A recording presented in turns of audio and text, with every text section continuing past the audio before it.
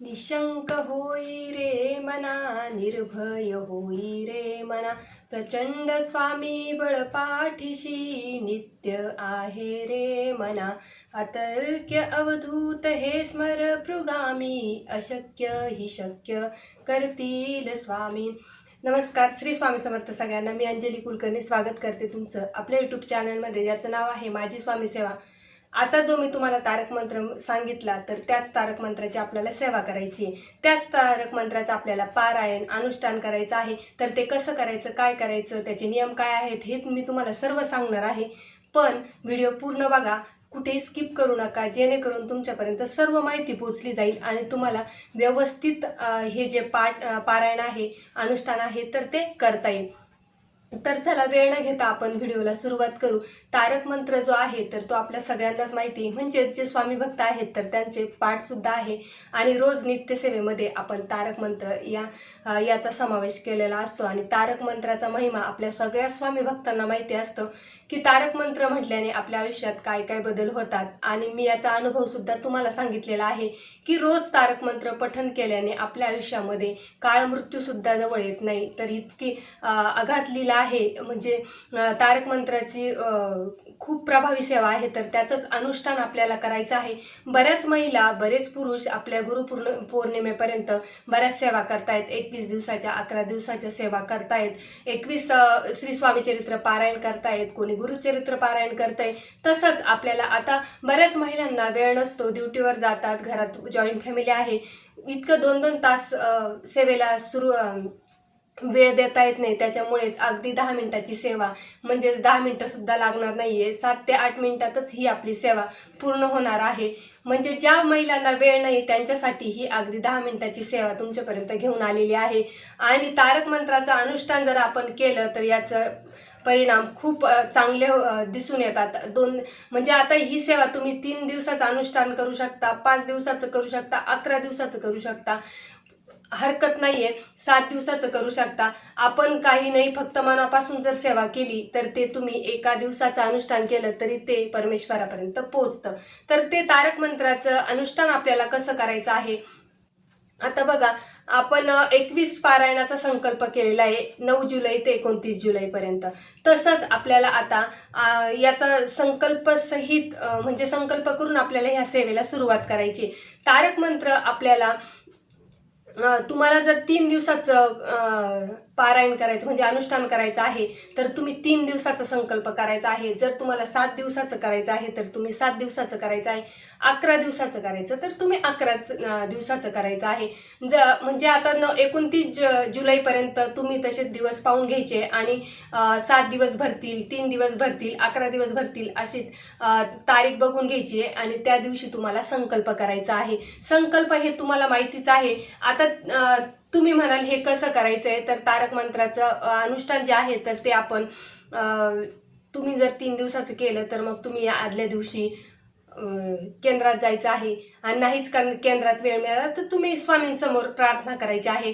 आणि 7 दिवसाचं करायचं आहे, 11 दिवसाचं करायचं आहे, तरी तुम्हाला केंद्रात जायचं असेल तर तुम्ही जायचं आहे. नारळ खडीसाखर अर्पण करायचे आहे आणि स्वामींना विनंती करायची, प्रार्थना करायची की मी ही सेवा करणार आहे, माझ्याकडे इतका वेळ नाही आहे स्वामी, मी फक्त शुद्ध भावनेने आणि अतूट विश्वासाने ही सेवा करणार आहे, पण या सेवेचं फळ मला मिळावं, मी अशी प्रार्थना करते. ही प्रार्थना करून तुम्ही घरी यायचंय. ज्या दिवशी तुम्हाला सेवा सुरुवात करायची त्या दिवशी देवासमोर बसायचे, आसन घ्यायचे, शुद्ध गाईच्या तुपाचा दिवा लावायचा, धूप दीप लावायचा आहे आणि परत एकदा प्रार्थना करायची आहे की हे स्वामी माऊली, इतके 2-2 तास सेवा करणं शक्य नाहीये, तर ही माझी भोळी सेवा कमी वेळात, म्हणजेच 10 मिनिटाची सेवा माझी मान्य करा आणि त्याचं फळ मला लवकरात लवकर द्या. जी पण मी सेवा करणार आहे तर ती निस्वार्थ आणि शुद्ध भावनेने करणार आहे, त्याच्यामुळे मला फळ द्या, एवढीच प्रार्थना करायची आहे. त्याच्यानंतर तुम्हाला संकल्प करायचा आहे. संकल्प मी प्रत्येक व्हिडिओमध्ये सांगते की कसा करायचा आहे. तामण घ्यायचं आहे, आपल्या उजव्या हातामध्ये स्वच्छ पाणी, म्हणजेच पिण्याचं पाणी घ्यायचं आहे, त्या पाण्यामध्ये हळद, कुंकू, अक्षदा, पुष्प घेऊन आपलं स्वतःचं नाव, गोत्र आणि मनातील इच्छा सांगायची आहे. आणि गोत्र माहिती नसेल तर काश्यप या गोत्राचा उच्चार आपल्याला तिथे करायचा आहे. आणि ते पाणी तामनात सोडून द्यायचे. परत 2दा स्वच्छ पाणी घ्यायचे, तामनात सोडायचं आहे आणि हात जोडून नमस्कार करायचे का जी पण ही सेवा मी करते तर ती निर्विघ्नपणे पार पडू द्या, ही स्वामी माऊलींना प्रार्थना करायची आहे. आणि जे पाणी तुम्ही संकल्पाचं जे पाणी असतं तर ते तुम्ही झाडांना अर्पण करू शकता. आता तुम्ही ज्या वेळेस संकल्प कराल त्यावेळेस तुम्ही मनातील इच्छा सांगितलेली राहील.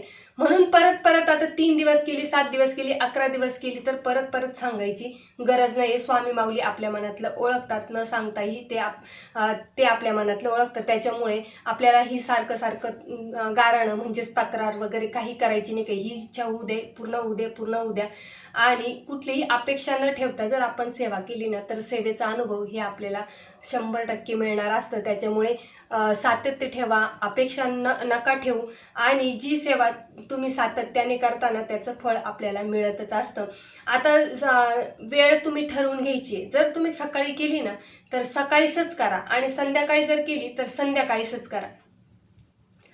कारण की एक वेळ ठरवलेली असली ना तर मग आपला पण नियम असतो आणि आपल्याला पण काळजी असते का या नियमाने आपण करायला पाहिजे. आणि जेव्हा आपण खरंच, हा माझा अनुभव आहे बरं का, ज्यावेळेस आपण नित्य नियमाने पूजा करत असतो ना त्यावेळेस भगवंत म्हणजेच परमेश्वर सुद्धा आपली वाट बघत असतो.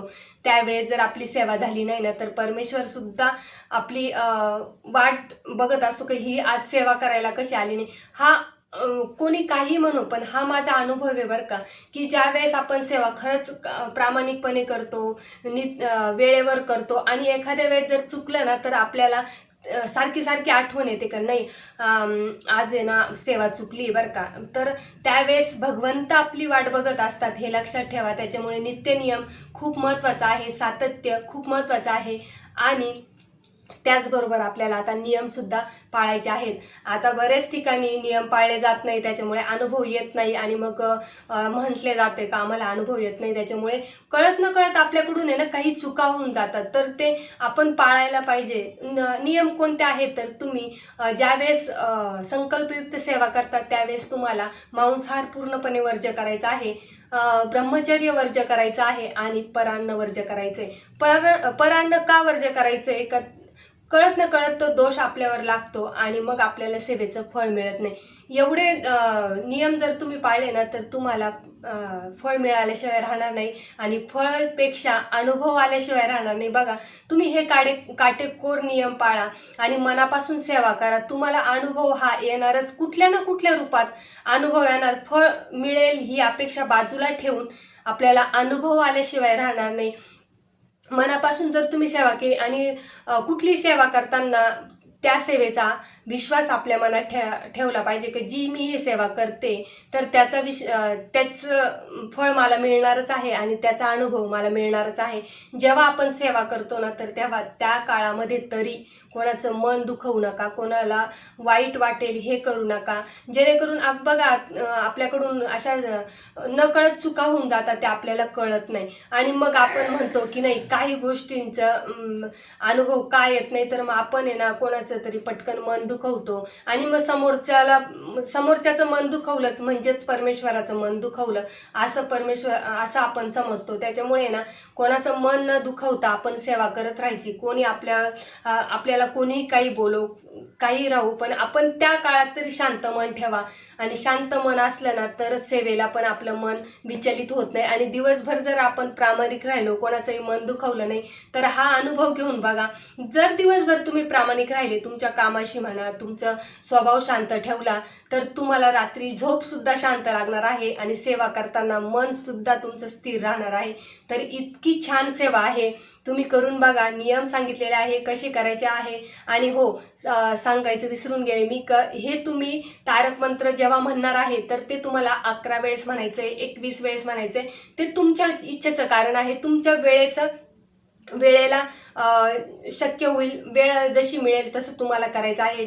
कोणाला वेळ नसतो, ड्युटीवर जायचं असतं, तर त्याच्यामुळे तुम्हाला तारक मंत्र जेव्हा तुम्ही पठण कराल त्यावेळेस तुम्हाला 11 वेळेस म्हणायचंय आणि तुमच्याकडे वेळ असेलच तर 21 वेळेस म्हणायचंय. आणि ते कसं म्हणायचंय तर तामनामध्ये ग्लास घ्यायचा आहे आणि त्या ग्लासमध्ये पाणी घ्यायचंय आणि आपला उजवा हात जो आहे तर तो ग्लासवर ठेवायचा आहे आणि तुम्हाला तारक मंत्राची सुरुवात करायची आहे. आणि त्याच्यानंतर एक माळ तुम्हाला श्री स्वामी समर्थ या मंत्राचं नामस्मरण करायचं आहे. एवढीच सेवा करायची आहे. आता 11 वेळेस जर तारक मंत्र आपण म्हणतोय तर अगदी 10 मिनिटाची सेवा आहे. 21 वेळेस जर म्हटलं तर 20 मिनिटाची सेवा आहे.